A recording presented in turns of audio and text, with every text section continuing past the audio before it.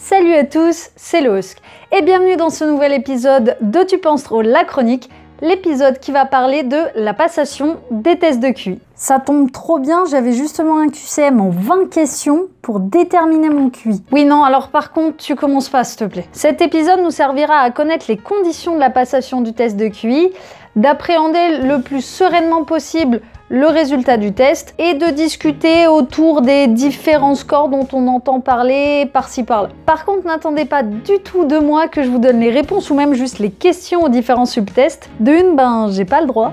Et de deux, si jamais un jour vous passez un test de QI, je vais essayer d'éviter au maximum que vous soyez biaisés par les informations contenues dans cette vidéo. Allez, c'est parti!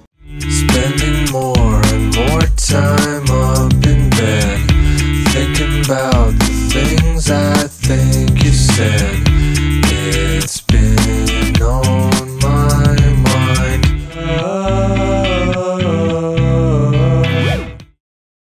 Nous allons parler ici des tests les plus connus et sûrement les plus utilisés en France, les tests de David Wechsler. Comme expliqué dans ma dernière vidéo, ils se divisent en 3 tranches d'âge. Vous avez les très jeunes enfants, les enfants et les adolescents, et les adultes. On se concentrera ici sur la WISC version 5, donc pour les enfants, et la VICE version 4 pour les adultes. Mais les 3 tests se présentent plus ou moins de la même manière. Déjà, où est-ce qu'on en passe un de test de QI et avec quel professionnel? Ouais, enfin, quel professionnel? Il y a un tas de tests sur Internet. On passe un test de QI principalement avec un psychologue ou un neuropsychologue. Vous avez le choix entre un lieu public tel qu'un centre médico-psychologique, un hôpital, ou encore vous pouvez faire appel à un psychologue scolaire pour les enfants. Ou alors vous pouvez opter pour un psychologue libéral dans un cabinet privé. Ouais, enfin c'est sympa, mais combien ça coûte? Ben ça dépend.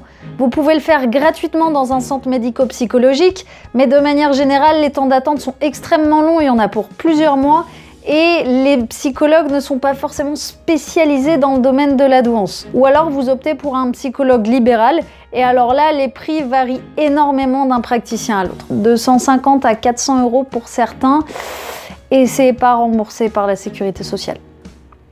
Alors oui, ces tests ont un coût, c'est certain, mais ils coûtent assez cher à l'achat pour les psychologues et surtout, ils vont permettre d'éviter que n'importe qui aille faire un test et faire perdre du temps à ces professionnels juste parce que du coup, ils veulent en faire un pour le fun. Pour en revenir à la passation, elle dure à peu près 3-4 heures pour les adultes, un peu moins pour les enfants qui ont une capacité de concentration bien plus réduite. Ce temps total comprend une partie d'entretien où le psychologue prend connaissance de votre envie de passer le test, de votre parcours de vie, de votre passé, et il en profitera pour vous analyser un minimum afin de savoir si ce test-là est adéquat à la situation ou s'il vaut mieux vous orienter dans une autre direction. Une fois que vous avez rencontré le psychologue qui vous convient, et c'est super important d'être à l'aise avec la personne en face de vous, donc n'hésitez pas à en voir quelques-uns si vous avez les moyens avant de vous décider. Que le rendez-vous est obtenu, que vous êtes prêt à démarrer le test, celui-ci se déroule selon plusieurs indices de mesure. L'indice de compréhension verbale, qui reflètera vos capacités verbales en dehors de vos capacités d'attention, de concentration ou de vitesse de réalisation des tâches. L'indice de raisonnement perceptif ou indice de raisonnement fluide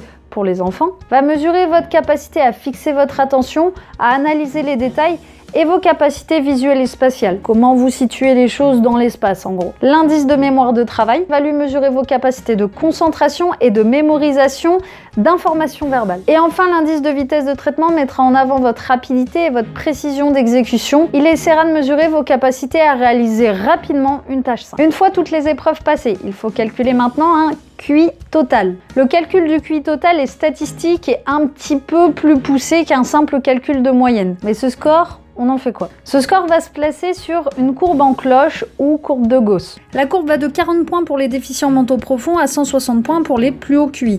Cette courbe a un écart type à la moyenne de 15 points. Un écart type?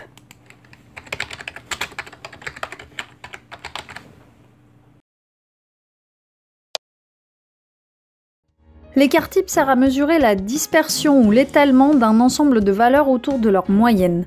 Plus l'écart type est faible, plus la population est homogène. En gros, les écarts types ici, ce sont ces différentes zones. Si vous voulez en savoir plus, je vous mets des liens dans la description. Environ 68% de la population se situe à un écart type de la moyenne, entre 85 et 115 points de QI. Environ 13,5% se situe à 2 écarts types de la moyenne de part et d'autre. Ce sont les limites supérieures ou inférieures. Et seulement 2,2 ou 2,5% de la population serait aux extrêmes, soit plus de 2 écarts types. L'hypothèse de Hadons est communément validée à partir du moment où le score atteint 130 points. Après, il ne se passe pas un truc magique à 130. Surtout qu'il y a ce qu'on appelle un intervalle de confiance qui va dire que votre score a un grand pourcentage de chances de se situer plutôt dans un intervalle que exactement à ce résultat pile poil. Mais 130 est la limite définie objectivement pour déterminer que quelqu'un est surdoué. Les scores peuvent se diviser en 2 catégories. Vous avez soit les scores homogènes, soit les scores hétérogènes. Les scores homogènes, c'est simple, c'est quand vos scores tournent plus ou moins autour d'un même résultat. Prenons un exemple avec seulement 2 indices. Résultat à l'indice de compréhension verbale, 115. Résultat à l'indice de vitesse de traitement, 110. Vous voyez bien que le résultat va être plus ou moins identique. C'est ce qu'on appelle un résultat homogène. A contrario, vous avez les résultats hétérogènes. Et là, ça se complique. Les résultats hétérogènes, c'est quand vous avez un écart trop important entre tous vos résultats. Reprenons notre exemple. Indice de compréhension verbale, 134. Indice de vitesse de traitement, 95. Vous vous doutez bien que si on essaye d'interpréter quelque chose de cohérent avec ces 2 scores, on n'obtiendra pas grand-chose, parce que vous avez surperformé à l'un et vous êtes plus dans la moyenne à l'autre. Donc on va devoir analyser les deux séparément. Dans tous les cas, il faut que le psychologue explique le score. Comment on en est arrivé là? Qu'est-ce qu'on en déduit?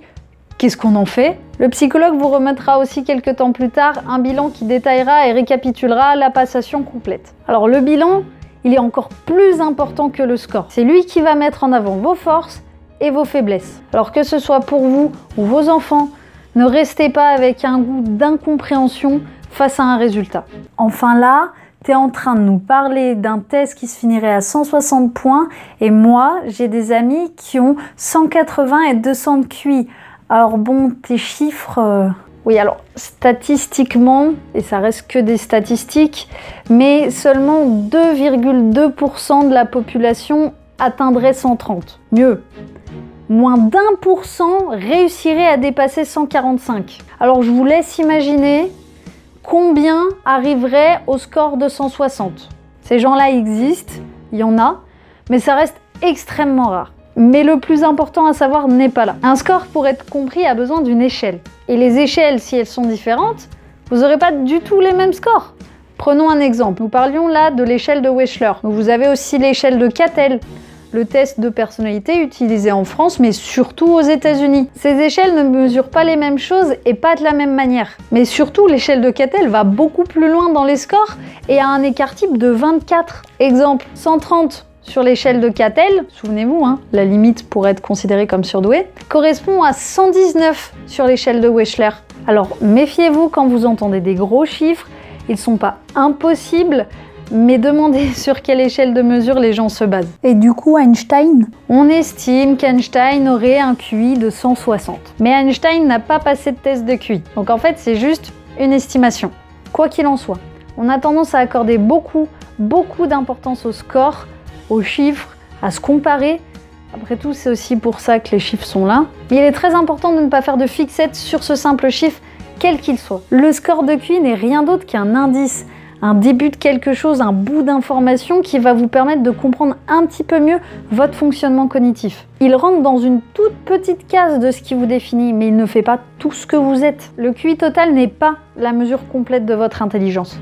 Pour moi, ça va, des bouquins sur les surdoués, j'en ai lu plein. Je suis surdouée, c'est certain. Non. Vous pouvez trouver dans les livres sur le sujet de la douance des similarités avec vous-même, une piste, quelque chose même qui vous donnera peut-être envie de passer des tests.